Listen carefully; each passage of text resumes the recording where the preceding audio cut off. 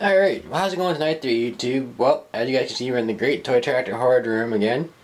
Just wanted to thank everybody for their condolences for my grandfather. I wouldn't know what a tractor is without him, and that would mean there'd be no cool YouTube videos for you guys to watch. So, with that being said, there was a comment on one of my videos a while ago, and I was trying to look back to see who posted so I could mention their name in the video, but can't quite remember who posted, but I know there was a comment that the 1/64 scale stuff didn't really have too much detail. Now I know every collector is different and everybody likes different things. I've got 1/16 and 1/64, but I kind of want to make a video just to kind of show the details of the 1/64 pieces, like maybe more or less a comparison between the older toys and the newer toys. So I guess first things first, we'll start with the little F20 here. So the one in the back is the older one, of course.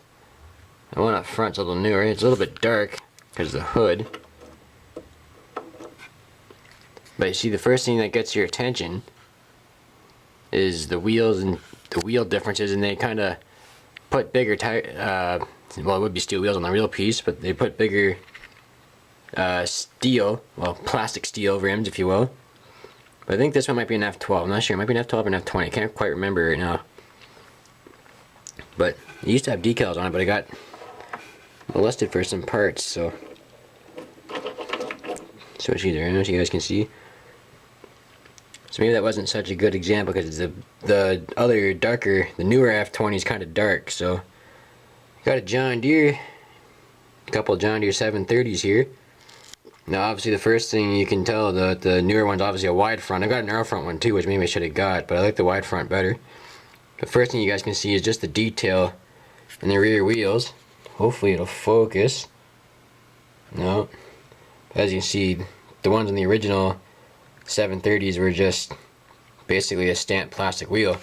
But this was one of the first 1/64s that Ertl made, because Ertl made the a set. I think there was eight or nine tractors all in one. They started the Waterloo Boy, the John Deere D, and went up from there. And this is a part of one of those sets.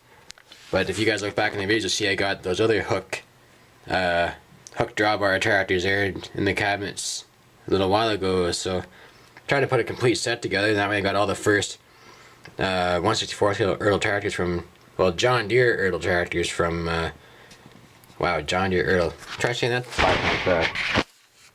Anyway, obviously the paint's a little bit faded on the older one, but you can even see the casting detail is a lot better on the newer one in comparison to the older unit. But what I like better on the older unit is that there's actually the gaps.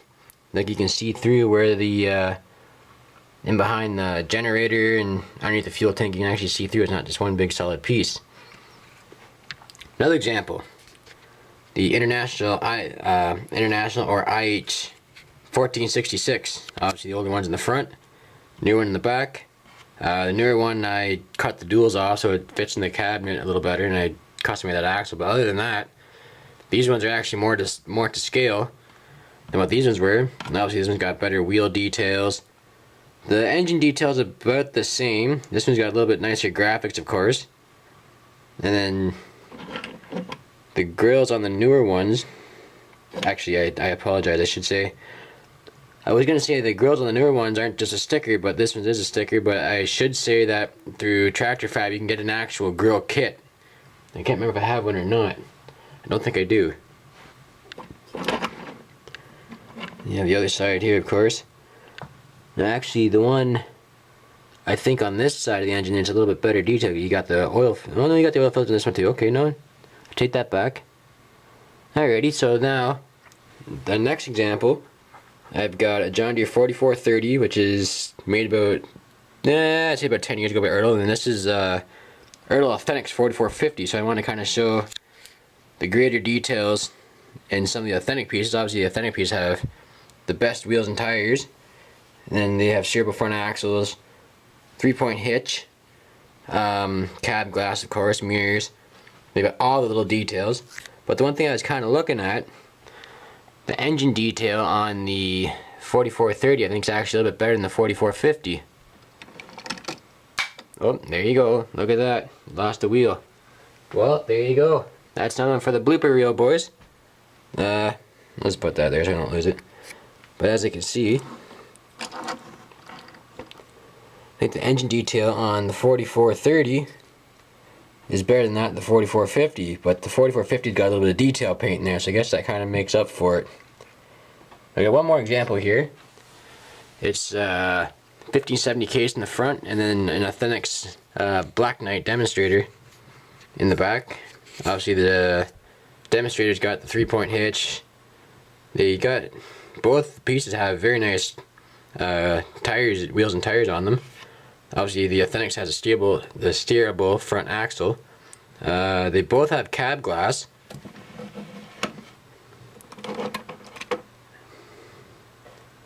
That's the front ends.